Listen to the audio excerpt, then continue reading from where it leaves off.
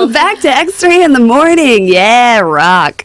I'm Kira Lindenberg. I'm Hannah Rose now. And a special guest is in the studio with us today. It's my brother, Kevin Lindenberg. Hi. Hi, world. Would you like me to call you Kevon?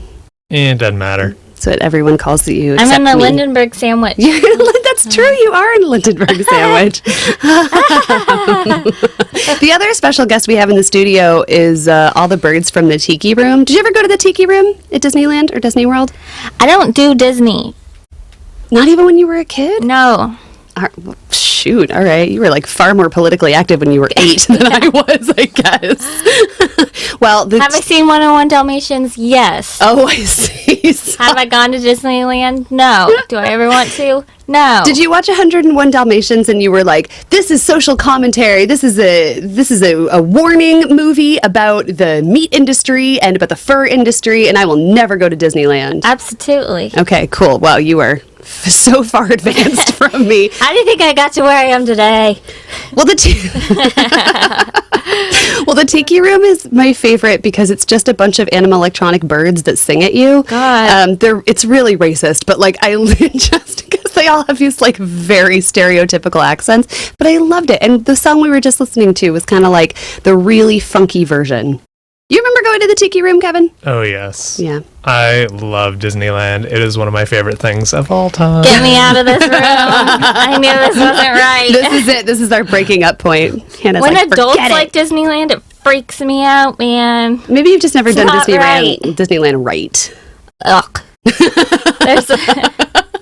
Ugh. Let's move on before Disney comes for me. Oh, no. They've just got a radar, like, someone said they don't like Disney. We'll be there in 5 seconds. When you see the adults with, like, the Tweety tattoos and the... You're like, I appreciate... Is Tweety Disney? Oh, God, no. Let's go. Now everyone's coming for us. Warner Brothers, if we just suddenly go off the air, just know that we just got raided. Let's go to Cascadia News. Yeah. What do we got? Go for it. All right. Portland just got its first African-American fire chief, which is very exciting. Commissioner Joanne Hardesty has appointed Sarah Boone as Portland's fire chief. Back in 1999, Boone became Portland's first African-American female firefighter.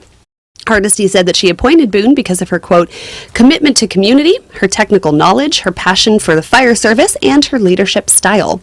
Boone was raised in Northeast Portland and attended Lincoln High School. This is amazing. Yeah. That's a really big deal. Yeah. I love that she's born and raised in Portland, and now she's leading the fire department. I like when people stay here and then become leaders here. Yeah, agreed. Whoop, whoop. And it looks like Oregon lawmakers moved to create an equity office to curb harassment. Lawmakers in the House agreed Thursday to overhaul a rule addressing harassment and discrimination and to create a new equity office tasked with improving the Capitol's workplace culture. The measures are headed to the Senate. An investigation by the Oregon Bureau of Labor and Industries concluded that the state legislature had not done enough to curb hostile and inappropriate interactions. Folks might remember in February of 2018, then Senator Jeff Cruz resigned his position in the state legislature after an investigation revealed he had a pattern of unwanted touching and harassment. 2 of his former legislative interns have sued, claiming legislative leaders knew of their harassment and failed to protect them. Some of the changes that the HCR 20 and House Bill 3377 would make include putting together the Joint Committee on Conduct in State Law. This committee would be made up of equal parts of Democrats and Republicans, with membership voted on by the legislature. It will create a new nonpartisan office called the Legislative Equity Office, and an equity officer who will help people who have concerns, and they will oversee anti-harassment training. The office will give an annual report, conduct regular survey of lawmakers, their staff, and lobbyists. It also mandates the report of sexual misconduct and discrimination go to an independent investigator, and it extends the statute of limitations when someone can make a conduct complaint from 1 to 5 years. This is great. I'm really glad that they're moving forward with this and making some strides. What do you think, Hannah? You're our resident law expert. Dang. You know what I say? If there's a problem, always put a committee behind it. Is that one of your sayings? God. She's always carrying this mug, and I can never really read it because the words wrap all the way around the side, but it says, I'm Hannah, and you know what I say. If there's a problem, put a committee behind it. I mean, I'm just being cynical this morning. I appreciate that they took this seriously, and they're putting resources behind it. So, it's always just about accountability. It's about a culture shift. So if this committee and the people who are on it are people who actually can make changes and hold weight and people take them seriously, it will do something. If it becomes a side project and a waste of time and just a box people check, it's not going to do anything. That's a fair point. We'll just have to wait and see. It's it's just using these to the most that they're there for and creating that culture change where these things are taken seriously. So, are you worried that this committee is sort of just for placating people? I mean, committees are for what are committees? Really? And not to say that the equal parts is great, but when is the last time that Democrats and Republicans moved on things quickly together and agreed on the resolution of things? So such a cynic. Yeah, that's where I'm at this morning. Fair enough. Even though the sun was out and everything this morning? The sun wasn't out in my book. It wasn't in my heart. Cigarette tax hike is moving to the Oregon Capitol. Interesting. I also have feelings about this. Me too. A proposed tobacco. Me too.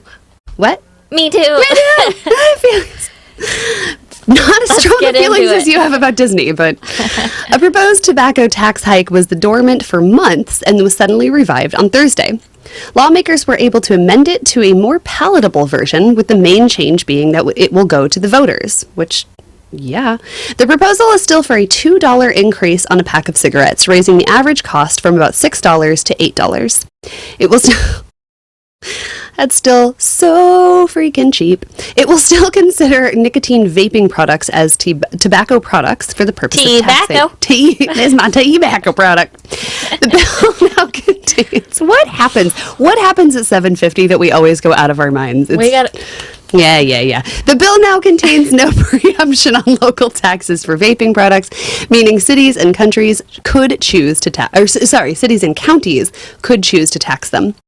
And the bill specifies that some money raised from the tax increase could be spent on mental health care and on smoking-related health problems among disproportionately impacted groups. A legislative analyst testified that under the assumption that a 10% increase in tax leads to an 8.5% reduction in use, Oregon should generate about $160 million per year from the tax hike. Oh, that's interesting. So it would have been way more, but 8.5 people will stop. Yeah, that's one of the interesting parts about this. House Bill 2020, House Bill 2270 passed out of the House Committee on Revenue Thursday this morning. It now goes to the Joint Committee on Tax Expenditures before getting a floor vote. The law would go into effect in 2021 if voters approve. She's got something to say. She's got to say. I'm looking at her. Okay. So what's your feelings about it? You said that was a low price, $8 a pack. I was, to be clear, 2 weeks ago I was in Australia where a pack of cigarettes is $30. She just want to rub it in that she was in Australia. No. It was just like, I forgot how much cigarettes cost here, and then reading that out loud was like, oh, $8 is like not, So the idea of a tobacco tax is just an interesting one, and sometimes it's an interesting concept to tax a product that kills people to cover healthcare. That's just like where our system is at. Our country is at right now. So just as people know, it's kind of like putting, like, your car is broken and you're like, it's cool, I got duct tape, we're fine. And cigarette smoking still is the leading cause of preventable disease in the United States, just so people remember that. 20% of all deaths. Whoa, seriously? Kevon, do you smoke? I looked it up. No, I quit quite a while ago, thank goodness. That's because you wouldn't have said the truth on the air after this. He's going to say yes. No. But the idea that, so also there was like some concern that a tobacco tax, just like a pop tax, could be regressive in the sense that it actually impacts lower income people more. Right. So and they're saying that, you go down the rabbit hole because people who are lower income are more likely to smoke, and so then they're being taxed more often on this. But also the idea of a tax is to stop people from using the product. Right. So you're generating money, but you're also trying to disincentivize people from buying it. But you do want some money because that's the only way we're going to pay for our healthcare system. But nothing you just said sounds bad to me right now. Like, it's just generating money from people who smoke cigarettes, and also, so generating money for healthcare and getting people to smoke less. Like, I understand what you're saying, that it's like it's counterintuitive, and that's just the way our system is set up. Kevin, when you were smoking, would you, like, a $2 tax on cigarettes, would that have made you A, stop smoking, B, smoke less, or C, nothing? C, you would like it. See, you would love it. You would have a big sticker on the back of your car that's like, I love paying $2 in tax per cigarette. Well, I had a weird addiction to it where I would really only smoke a single cigarette maybe a day or two. I wasn't one of those people who really grabbed multiple packs. But the thing is it has nicotine in it, so it's still addictive. Yeah. Like, it wouldn't just make me stop. Yeah, I think that one of the other pieces about it is that it's actually more directed from getting people to stop in the first place. So especially kids, teens. Yeah. So they're less likely to buy it in the first place. That's a good point. It seems. I mean, I looked at. It's not my point. It's what the research is saying. But the idea is you're going to stop. Yeah, fair point. But Juuls are getting taxed as well. Taxed. That's good. Because vaping products, because that's a vape thing, right? It's a vape thing, man. You wouldn't understand. Yeah. We'll have to keep an eye on this. The other part about it, though, that I have my hands on my head for... You just look like you're doing Simon Says. ...is because it says it's going to go if voters approve. Yeah. So, again, we're going to have a ballot fight. We're going to have a ballot fight about a tax. This is probably not the only tax that's going to be on our ballots. And last time... Big Tobacco came in, spent $12 million to defeat. Okay, interessante. It. Yeah. So, that's a really fair point. And that was in 2007. And how many more millions do they have now? So that's more than that. That ballot process just gets me worked up too. So yeah, well, and you know what? It sounds like I'm worked up, but. She had her hands on her head, ladies and gentlemen. I can attest. I saw it. Let's do a couple more Cascadia stories. How about that House bill, the transportation of the cannabis? Sure, go for it. Okay. Well, I read the last one. Oh, House bill. I forgot all my ranting. So the House also passed a bill to transport cannabis. They passed a bill on Tuesday that would make it legal to transport cannabis across state lines. Whoa. Okay.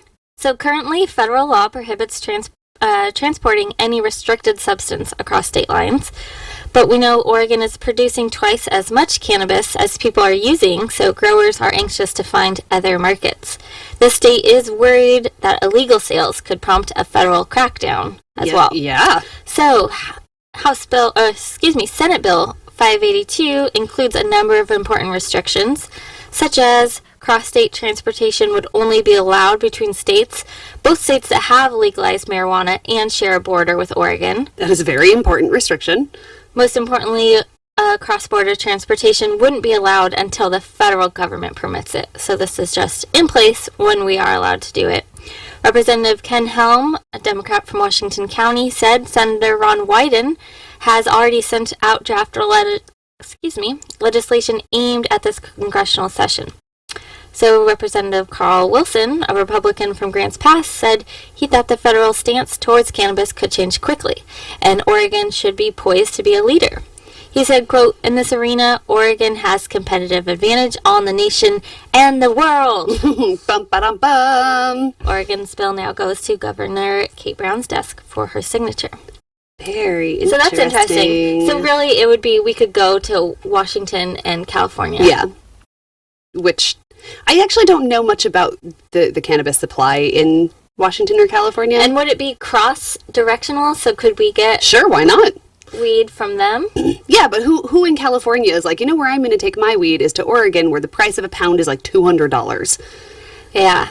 I was like, when I was actually reading this, I was like, oh, I just like knowing that the weed that I'm buying now is from Oregon. Yeah. Yeah. Look, So now we're going to have to start reading labels. here is what I can't imagine that there's going to be a lot of influx because truthfully. So we're going to be sending it out because we have Yes, the but nice stuff. that's the big thing, right? Is that we have, I mean, what's the statistic? Is like we have enough for like 6 years worth of smoking cannabis. I mean, I don't know. There's so much to be said about this, and about like I will simply say.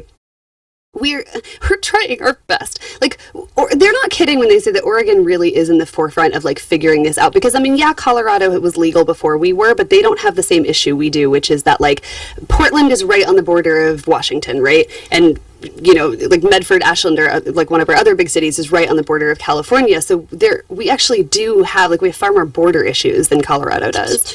That was her going through borders. Pew pew pew pew.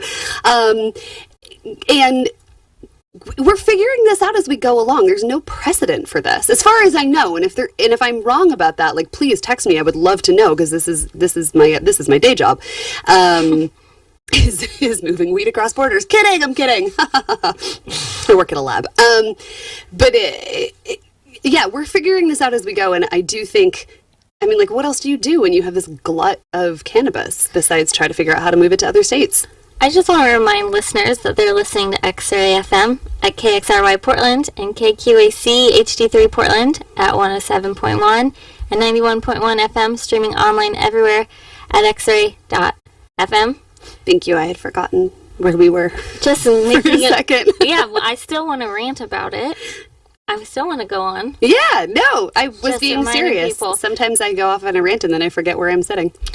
But so, yeah, and listeners, what are your thoughts about Oregon being able to transport marijuana across borders? You can text us at 971-220-KXRY or 971-220-5979.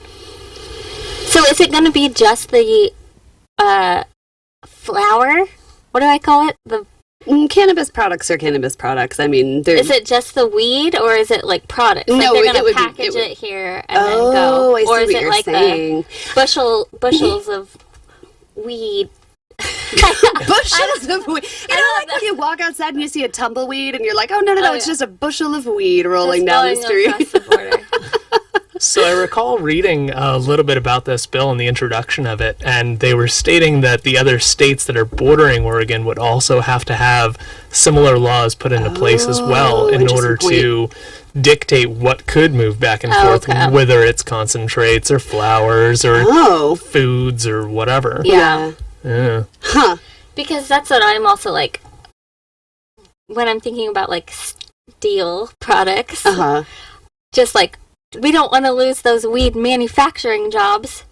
Like, we want to be able to like Oh, I see what you're process saying. it here Yeah. and create the products here and then move it. Not just be like, okay, people can buy Oregon's weed and then it just goes to factories in California. Oh, I see what you're saying. So they have better production facilities Yeah. than we do. I mean, Is that a fair thought? that's what's going to end up happening, though, is the reality, because, Oh, man. again, none of this matters until the federal government says that it's legal to move weed across borders. So it's a very strange feeling to be like, because this is my day job. Like, I do transport cannabis sometimes for my boy. job, and it's very strange to be looking and be like, well, if I were to drive over the Columbia River, then I'm illegal. But like, Yeah. sometimes it would be nicer for my driving route, cut minutes. Well, anyway, but yeah, I think it's going to be. It doesn't matter because the federal government has to say that it's legal, and once the federal government says it's They legal, said it's going to move swiftly. oh, did they now? Well, Well, I read that quote. once that happens, like whether or not we're moving weed into California is kind of the least of our problems. Like it's gonna become exponentially more complicated. Do you think that Idaho would try to legalize then, just so that they could get our weed? Idaho is a really tricky.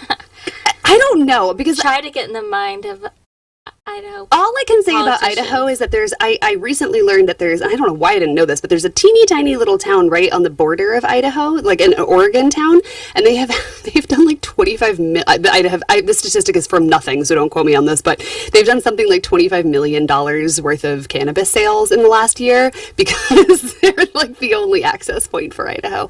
Not that I'm saying that Idaho, what's the word there? Yeah. Idahoans are illegally crossing borders with weed. I'm just saying they could if they wanted to. Ooh. And that's the story about that. It says, ladies, we got a text in. Ladies, don't forget Oregon's border with Nevada. Thank you for helping us with our geography. They're a desert and would be a great potential market for Oregon's surplus. Okay.